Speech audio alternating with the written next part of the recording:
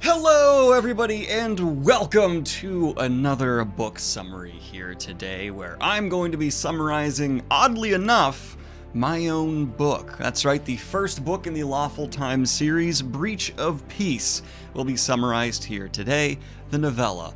And if you're looking behind me, yes, I'm also strategically doing this when the pre-order for my book, the sequel to Breach of Peace, is available now, Rebel's Creed, in the description right down below. Without any further ado, let's go ahead and jump into summarizing Breach of Peace. The book opens with Hlid, an inspector within the capital city of the Empire, investigating a murder. A child is hanging outside a home, and within there is a noble family that has been unalived. Quite aggressively. Doing some investigations of the grounds, Hlid actually deduces that someone must have arrived at the manor while the murders were taking place and tried to prevent them. During this investigation, though, her husband returns back to the capital city from working a case out in the countryside. Occasionally, smaller villages need city inspectors to resolve local crimes. He meets with her at the manor and goes over her thoughts so far on the case, and Sam widely agrees with her deductions. They then do a brief inspection of the boy who is now being lowered from his hanging outside the manor, and then go inside where they meet with Inspector Chapman. That's right, there are 3 inspectors at this manor because that's how I decided the police in my world handle things. They really like to do a team effort. While I tried to make Hlid's character come across as extremely intelligent, calm, and level-headed, Chapman is also extremely intelligent, but also kind of a dick, especially towards Hlid's husband, Sam. While Hlid has been working the manor grounds, Chapman has been working within the house itself, and he goes over what he has found with Hlid and Samuel. Hlid also notices during this time that there is quite a bit wrong with Chapman. Not only is he coming across overly aggressive with his antagonization of Sam, but he has a rip within his coat and his gun is missing. Dun dun dun! Something's up with Chapman! The inspectors put forth the idea that the culprits of the crime are likely the Rebellion, a shadowy organization working to overthrow the Empire now that it has taken down all the other surrounding kingdoms and unified the continent, the last major threat to Imperial will. This would be the first time the rebels have ever struck at the noble class, sending a pretty clear message that no one is off limits from their daggers. We also find out that the basement to the manor itself is still sealed shut behind a door that had to be locked from the inside, meaning likely someone is still alive down there. Our inspectors make their way down into a dark wine cellar. Here we have Hlid not exactly keeping her cool as well as she'd like to due to the oppressive atmosphere of the cellar itself. Her fear is interrupted by a commotion as Chapman seems to be in the pursuit of something he has seen down here. Her and Samuel meet up with Chapman, who went off on his own with another officer, and find that they are now deep within the cellar and unsure exactly what they are facing. Due to movement within the wine racks, Hlid looks up and spots a horrific looking creature. And I'm just going to read this section now because it's my book and no one can stop me. Above her head, she heard a tiny creak. A small voice in the recesses of her consciousness was already screaming. She fought a moment to silence it before raising her eyes. Hlid looked up and saw a nightmare. Perched in the half-meter space between the top of the wine rack and the ceiling was the type of thing children feared seeing under their beds. A viper-like face extended out from the cranny, on a neck far too long for any human. No lips existed to cover dead teeth protruding from deeply recessed gums. Eyes blacker than anything nature could have produced. Skinless, writhing fingers, a mess of tendons terminating to bony points. The worst part was its skin. At first, Hlid thought the thing was wearing a baggy robe. As her eyes focused, it became clear those were folds of flesh. The officers then kill this creature, and it becomes clear that this is no standard murder case. Hlid accidentally ingests some of the creature's blood and is sent back to the precinct to clean herself up as she is covered in gore. Sam and Chapman handle the rest of the investigation on their own. Back at the precinct, Hlid and Captain Williams, who personally I based him off Captain Holt from Brooklyn Nine-Nine because I love that man. Hot damn! It is established that Hlid and the captain have a very close, almost mother-daughter-like relationship. Hlid goes over the case with him and tries to convince him that there really was a creature in this basement, and Chapman shows up to verify what she's saying. Chapman also unveils that upon his further research into the manor, he has found evidence that this murder might have been motivated beyond just a political strike. It appears that this family, the Pruitts, had been double-dealing behind the Empire's back. They had discovered some new way to make massive amounts of steel that the Empire desperately needs for its future war efforts, but were selling a lot of it in the private sector for a higher margin. This provides a clear motivation for the Empire itself to have struck the family. But this possibility is not even thoroughly considered by the inspectors, as it is impossible for the Empire to kill its own people.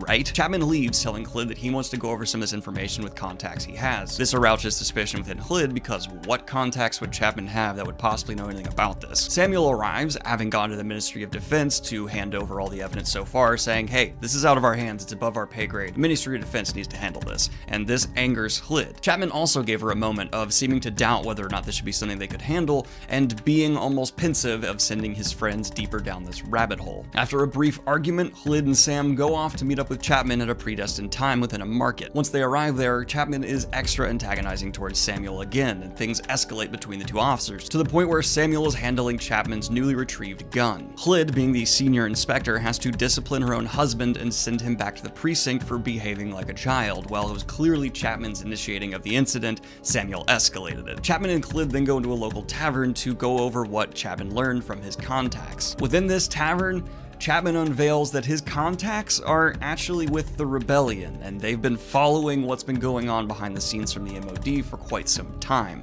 Chapman is an active rebel. Chlyd, being a fierce loyalist, then tries to arrest Chapman. Chapman says, look, you know as well as I, we've stumbled on something that is truly horrific here, and we need to find those responsible. Please trust me, this is the MOD, and they're going to get rid of all the evidence of this attack tonight. We have to go. But Chlyd's a fierce loyalist and continues to try to arrest Chapman. He overpowers her, and having swiped her badge from her, and Chlyd still being in civilian clothes due to the gore that she had to change out of earlier, he is able to then pretend to being arresting her and take her out of the tavern. Chapman's kind of been planning this confrontation for a minute, but Chlyd does resist the arrest and as a result is badly injured. Chapman takes her to his personal home, where we see he kind of lives a stark, sad life. Chapman gives Chlyd a drug from his people to help her heal, something that actually works extraordinarily well, getting rid of almost all injuries Chlyd has, and actually giving her a boost of energy as well. It's a medicine from his ancestral people, and while it makes sense for a medicine this powerful to be in every street corner at every apothecary, it's actually looked down upon by the Empire because anything from a previous culture cannot be assimilated into their way of life. The past should be in museums, not experienced in the day-to-day. At least, that's the Imperial philosophy. And having a medicine from an old culture work better than what the Empire is able to make on its own means information around many different cultural benefits are being squashed in favor of just appearing strong. Chapman then leaves Chlyd and says he's going to go handle this on his own. He hopes Chlyd will go to the 7th, their precinct, and bring reinforcements to help him with whatever he finds at a warehouse these rebellion contacts let him know the evidence is currently being stored in. Leaving her within his home, Chlyd takes the final moments to recover and regroup from the medicine and go back to the precinct. Here she has to consider what to do next. Should she believe Chapman and get the Captain Williams to send the entire precinct on duty to try and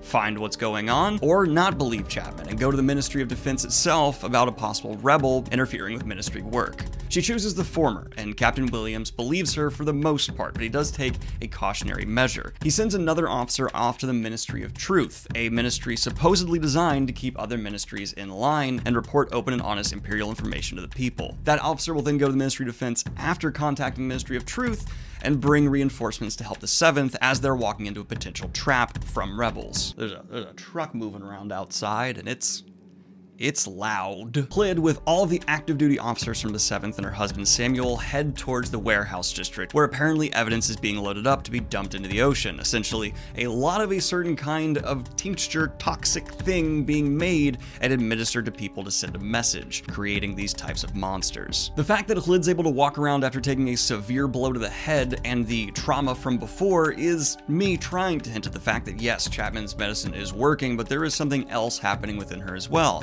A full honest moment of hindsight as an author, I wish I had made this more clear. I wanted to be subtle, but yes, there are active physical changes happening to Chlyd at this point that go beyond just medicine. She had her skull cracked open and is walking around. That's a lot. Arriving at the warehouse, they do indeed see ministry officials operating, and some of them trying to be disguised as your average casual worker. Arrests are made and gunfights ensue as the MOD is resisting the 7th trying to collect this evidence. And things are going fairly well for the 7th precinct. A lot of people are dead, some arrested, but overall, this is going pretty smooth. Except before they were able to arrive, Chapman was apparently taken prisoner and tortured. He also has a concoction being injected into his veins. We learn this is the same concoction that was given to the head of the royal family that was murdered that turned him into that monster. Chlyd tries to kill Chapman to put him out of his misery, but can't bring herself to do it and lowers her gun. As the evidence is being rounded up and Samuel is taking charge of the situation, ordering officers around, a disturbance is heard at the back of the warehouse. Officers are being flung about out, and something is attacking the 7th Precinct. A figure emerges, cloaked all in black with a rictus grinning white mask. This is one of the Anointed. Inspired by Greek mythological heroes combined with essentially superheroes,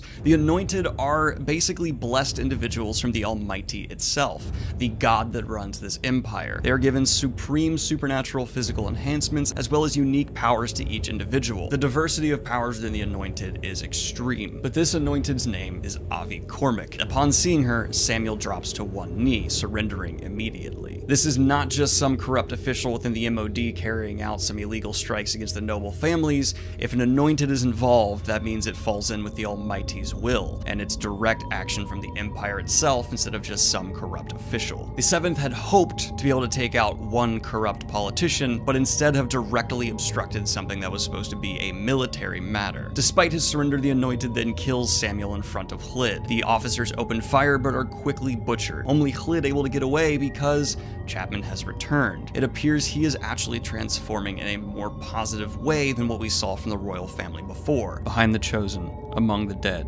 stood Chapman. What had once been Chapman. Grotesque edges of bone protruded from his body. Fangs several inches long hung from his mouth. His skin had been pulled tight over corded muscle. He had become a walking nightmare. The beast that was Chapman lunged at Hlid's attacker. This disfigured Chapman gives Hlid the moment she needs to escape, but he is unfortunately killed, ripped in two, with his upper half thrown at Hlid as a warning as she manages to flee the warehouse. It is storming outside, and through these slick city streets, Hlid is desperately trying to escape her attacker. Honestly, the Chosen or Anointed would have caught her sooner, but a kind of fun side effect of really fast individuals is they still need friction, and so running on cobblestone streets with super speed, if you think about it, wouldn't work great. So I included that so that there'd be a justification for her to live longer, because you can't run super fast on slick surfaces, which no one ever talks about. That's a real thing. Seeking refuge, Hlid goes into a public space, hoping the Anointed would not be willing to kill civilians just to find her. She barges into a brothel, collapsing to the ground in a panic and vomiting up worms. There are worms now growing within her, and she's having trouble focusing her eyes. Within the brothel, she is helped by some of the workers who see an officer of God running from some unknown attacker and decide to help her get out of there. With the help of these locals, Hlid is able to get back to the 7th Precinct, where only a couple of officers remain. Captain Williams takes her in the back, where she rapidly tells him what occurred. The captain then says she has to escape the city. He might be able to save himself, claiming that Chapman fooled them all, but he cannot keep Hlid alive if it's known she is there. So they begin a plan to smuggle her out of the city. As they come back into the main desk pool, it is seen that the Anointed is already there. The officers that remained, as well as a couple of the prostitutes that helped Hlid get to the precinct, are dead. Trying to distract the Anointed, the captain tries to strike up a conversation and takes the first opportunity to shoot it in the head. This only angers the Anointed, which then kills the captain. Hlid tries desperately to do whatever she can to hurt this Anointed as well, but the book ends with her being thrown against the wall with her spine snapping. The Anointed then stands over Hlid and lets her know, we need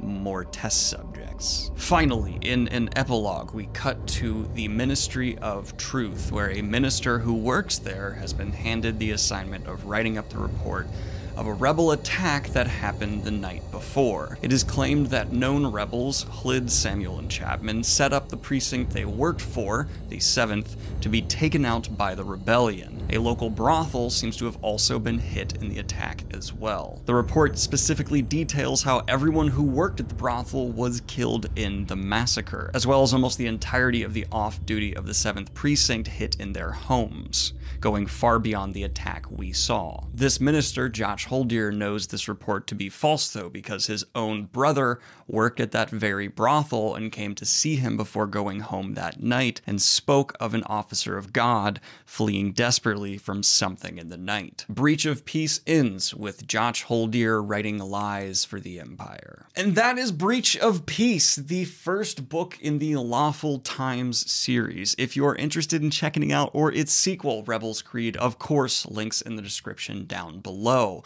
I wanted to have an experience that felt like a car crash for this novella. A lot of unanswered questions that bait you into wanting to explore further in Rebels Creed, which delves into the events leading up to and directly after this incident. And thematically, I wanted to cover the idea of institutional oppression and how for people even working within the system, if they try to work against it, can be crushed once the truth is made known to them. There is so many examples throughout history of just supreme evil becoming the norm, and those working within it either blind to it, or once they're exposed to the truth, the reality of what they're doing, they can't do much. And that's kind of the really depressing truth. You have to either join desperate causes and fight the best you can for what you know is right, or put your head down and just hope you don't get caught up in the bloodshed. Rebels Creed is going to focus a lot more on the ramifications of the truths of these ideas coming to light and how various people can handle them